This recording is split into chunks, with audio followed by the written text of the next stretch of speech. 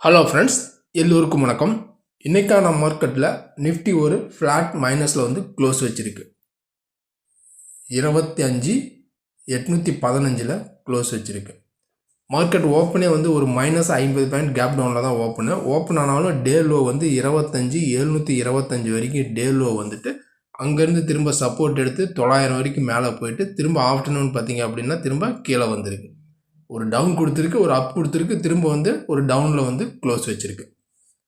50 point plus போகுது, 50 point minus போகுது. Closing வந்து நியூட்ரலாக வந்து க்ளோஸ் வச்சுருக்கு. இன்றைய மார்க்கெட் பொறுத்த வரைக்குமே மார்க்கெட்டில் இந்த அளவுக்கு ஒரு ஃப்ளக்சுவேஷன் ஏற்ற இறக்கங்கள், இதனுடைய ஏற்ற இறக்கங்கள் திரும்ப அடுத்தடுத்த நாளில் கண்டினியூ ஆகுமா? நாளைக்கான மார்க்கெட்டில் வாரத்தின் கடைசி நாள் வெள்ளிக்கிழமை சப்போர்ட் என்ன, ரெசிஸ்டன்ஸ் என்ன, ஒருவேளை அந்த 25,700 உடைச்சி நல்லாவே ஃபால் ஆகுமா? இதெல்லாம் பற்றி தான் நாம் இந்த வீடியோவில் பார்க்க போகிறோம்.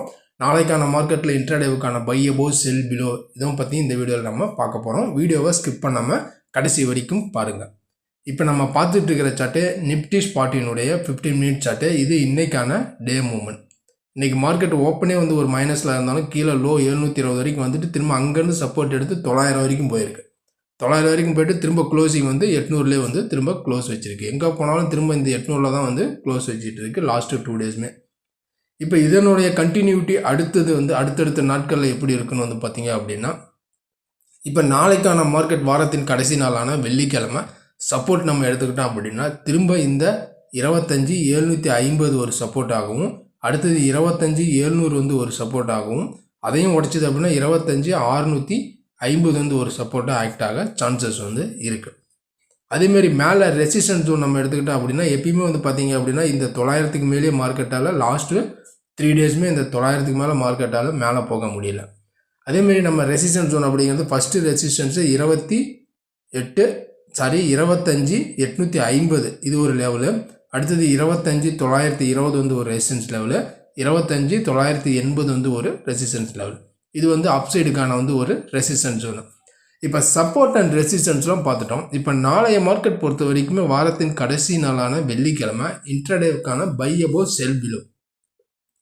இன்றைக்கான மார்க்கெட் நம்ம எடுத்துக்கிட்டோம் அப்படின்னா வந்து பார்த்தோம் அப்படின்னா நம்ம ப்ரீவியஸ் வீடியோவில் சொன்னது இந்த 700 உடைச்சதான் மார்க்கெட் வந்து வீக்கெண்ட் பட் சொல்லியிருந்தோம்.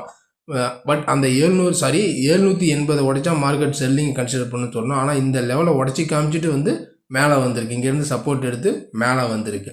மேலே வந்த மார்க்கெட் 900 வரைக்கும் வந்திருக்கு. 850க்கு மேலே இருந்துச்சு அப்படின்னா நம்ம பையிங் பட் சொல்லியிருந்தோம். ஏன்னா இன்றைய மார்க்கெட் பொறுத்த வரைக்கும் இது இந்த லெவலையும் உடச்சி காமிச்சிட்டு இந்த லெவலையும் உடச்சி காமிச்சிட்டு பெருசாக மேலே போகல, அதேமாதிரி பெருசாக கீழேயும் வரல. திரும்ப இந்த லெவல் போனாலும் திரும்ப கீழே வந்து தான் க்ளோஸ் வச்சுருக்கு. நீங்கள் ப்ரீவியஸ் வீடியோ இப்போ பார்த்தீங்க அப்படின்னா தெரியும்.